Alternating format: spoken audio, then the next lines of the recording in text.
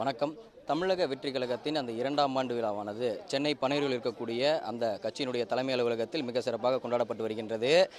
கடந்த 2024ஆம் ஆண்டு பிப்ரவரி மாதம் 2ஆம் தேதி தமிழக வெற்றி கழகம் என்கின்ற அந்த தன்னுடைய அரசியல் கட்சியை தொடங்கப் போவதாக நடிகர் விஜய் அறிவித்திருந்தார். இந்நிலையில் ஊழல் மலிந்த அரசியலுக்கு எதிராகவும் மக்களை பிளவுபடுத்தும் அரசியலை எதிர்த்து எண்ணித்துணுக கருமம் என்ற அந்த அடிப்படையில் கட்சியை உருவாக்கப்பட்டிருப்பதாகவும் அதற்கு எதிரான தன்னுடைய அரசியலையும் நேரடி அரசியலையும் தொடங்கப் போவதாக தெரிவித்திருந்தார்.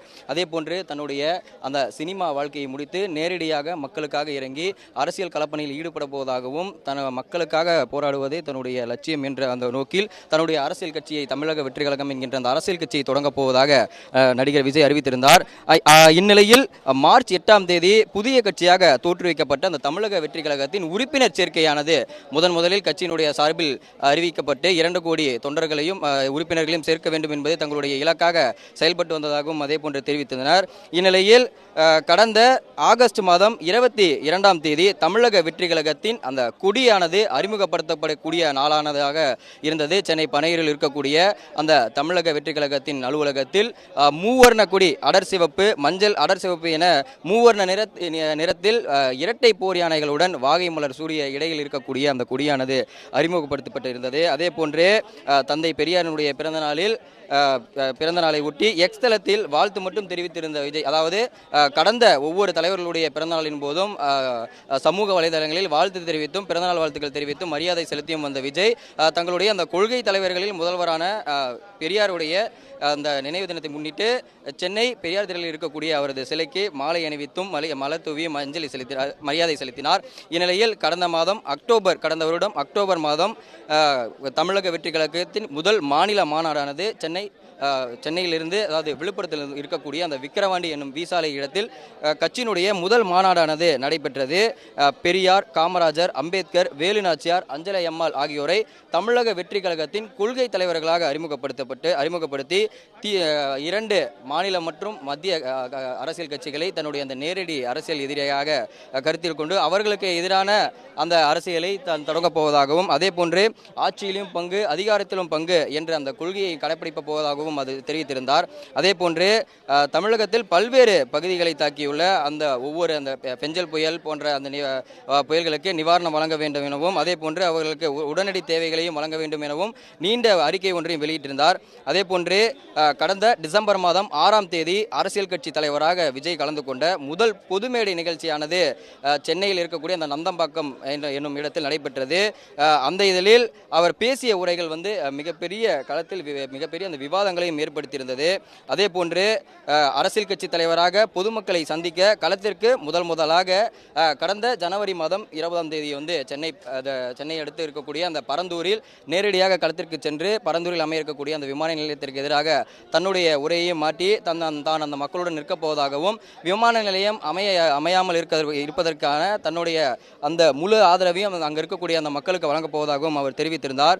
இந்நிலையில் இன்று பிப்ரவரி 2ஆம் தேதி கட்சி ஆரம்பித்து 2ஆம் வருட தொடக்க நிகழ்வின் பொழுது இன்று கட்சியினுடைய கொள்கை தலைவர்களான பெரியார், அம்பேத்கர், காமராஜர், வேலுநாச்சியார், அஞ்சலை அம்மாள் ஆகியோரின் மார்பளவு உருவச்சிலையானது சென்னை பனையூரில் இருக்கக்கூடிய அந்த கட்சியினுடைய அலுவலகத்தில் உருவச்சிலையானது அமைக்கப்பட இருக்கின்றது. அதற்கான வேலைகளும் நடைபெற்று வந்தது. இந்நிலையில் கட்சி ஆரம்பித்து 2ஆம் வருடம் தொடங்குவதற்கு முன்பாகவே அந்த கட்சியினுடைய மாவட்ட செயலாளர்கள் ஏற்படுத்துவதற்கான அந்த ஒரு நிகழ்வானது கடந்த 4-5 மாதங்களாக கூட்டங்கள் அமைக்கப்பட்டு நடைபெற்று வந்தது. இந்நிலையில் 120 மாவட்டங்களாக பிரிக்கப்பட்டிருக்கக்கூடிய தமிழக வெற்றி கழகத்தின் மாவட்ட செயலாளர்களுடைய அறிமுக கூட்டம் மற்றும் அறிவிப்பு கூட்டமானது கடந்த 4 கட்டங்களாக நடைபெற்று இன்று கட்சி ஆரம்பித்த 2ஆம் வருடம் தொடக்க விழாவில் இன்று 5ஆம் கட்டமாகவும் நடைபெற இருக்கின்றது.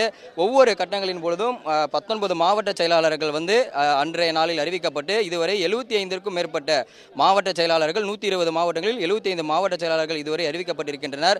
அந்த ஒவ்வொரு மாவட்ட செயலாளர்களுக்கும் உடன் 14 நிர்வாகிகள், மொத்தம் ஒரு மாவட்டத்திற்கு இணைச் செயலாளர், பொருளாளர், செயற்குழு உறுப்பினர்கள் என மொத்தம் 15 பேர் கொண்ட நிர்வாகிகளானது ஒரு மாவட்டத்திற்கு நியமிக்கப்பட்டிருக்கின்றனர். இந்நிலையில் அதே போன்று தமிழக வெற்றி கழகத்தின் இலக்கான 2026 தேர்தலுக்கு இன்னும் சில மாதங்களில் இருக்கக்கூடிய ஒரு சூழ்நிலையில் கட்சி ரீதியான கட்டமைப்பும் கருத்தியல் ரீதியான கட்சியை வலுவடைக்க வேண்டிய அந்த தேவைகள் நிறைய உள்ள ஒரு காரணத்தினால் முதற்கட்டமாக இந்த மாவட்ட செயலாளர்களை ஒரு வருட கட்சி ஆரம்பித்து இந்த ஒரு வருட காலத்திற்குள் அந்த மாவட்ட செயலாளர்களை நியமிக்கப்பட வேண்டும் என்ற ஒரு எண்ணத்தில் தொடர்ந்து இந்த கூட்டங்கள் பல கூட்டங்களாக நடைபெற்று தற்போது இன்று 5ஆம் கட்டமாக இந்த மாவட்ட செயலாளர்களை அறிமுகப்படுத்தக்கூடிய ஒரு நிகழ்வானது நடைபெற இருக்கின்றது. இதுவரை 75க்கும் மேற்பட்ட மாவட்ட செயலாளர்கள் அறிமுகப்படுத்தியிருக்கின்றனர். அதே போன்று தமிழக வெற்றி கழகம் 2ஆம் ஆண்டில் அடியெடுத்து வைக்கக்கூடிய இந்த ஒரு தருணத்தில் பல சவால்கள் காத்திருக்கின்றன. அதே போன்று இன்னும் தேர்தலுக்கு சில மாதங்களில் இருக்கக்கூடிய ஒரு சூழ்நிலையில் மாவட்ட செயலாளர்கள் மாவட்ட ரீதியாகவும் தொகுதி ரீதியாகவும் கட்சியை வலுப்படுத்தக்கூடிய பல்வேறு நடவடிக்கைகள் தொடர்ந்து நடைபெற்று வருகின்றன. அந்த வகையில் தற்போது இன்று 2ஆம் ஆண்டு தொடக்க விழாவில் கட்சியினுடைய கொள்கை தலைவர்களான 5 பேருடைய மார்பளவு சிலையானது அமைக்கப்பட்டு தற்போது அவர்களுடைய அந்த மார்பளவு சிலையானது திறப்பதற்கான அந்த வேலைப்பாடுகள் நடைபெற்று வருகின்றது. அதே போன்று இன்று இந்த 2ஆம் ஆண்டு தொடக்க விழாவின் போது இன்று வெளியிட்டிருக்கக்கூடிய அந்த அறிக்கையில் இதயம் மகிழும் தருணத்தில் உங்களோடு பேசுவதற்காகவே இந்த கடிதம் என்று அதில் குறிப்பிட்டிருக்கின்றார். அதே போன்று அடுத்த ஆண்டு நடைபெற இருக்கக்கூடிய தமிழ்நாடு சட்டமன்ற பேரவைக்கான தேர்தலில் மக்கள் சக்தியுடன் நாம் கரம் கோர்த்து நமது வலிமையை நாட்டுக்கு பறைசாற்றி அதிகார பகிர்வுடன் கூடிய ஆகப்பெரும் ஜனநாயக பெருமைகளை வைத்த தமிழகத்தில் உருவாக்கி காட்டப்போகிறோம் என்கின்ற அந்த ஒரு வாசகத்தையும் இன்று வெளியிட்டிருக்கக்கூடிய அந்த அறிக்கையிலேயே குறிப்பிட்டிருக்கின்றார். கடந்த பிப்ரவரி மாதம் 2ஆம் தேதி தன்னுடைய அந்த சினிமா வாழ்க்கையை முடித்துக்கொண்டு மீதம் இருக்கக்கூடிய அந்த 2 படங்களை முடித்துவிட்டு தன்னுடைய சினிமா வாழ்க்கையை முடித்து தமிழ்நாட்டு மக்களுக்காகவும் மக்கள் நலனுக்காகவும் போராடுவேன் என கூறி தன்னுடைய அரசியல் பயணங்களை தொடர்ந்து இன்று நடிகர் விஜய் தன்னுடைய அரசியல் பயணத்தை தொடங்கி இன்றுடன் ஒரு வருட காலம் முடிந்து 2ஆம் ஆண்டில் அடியெடுத்து வைக்கிறார்.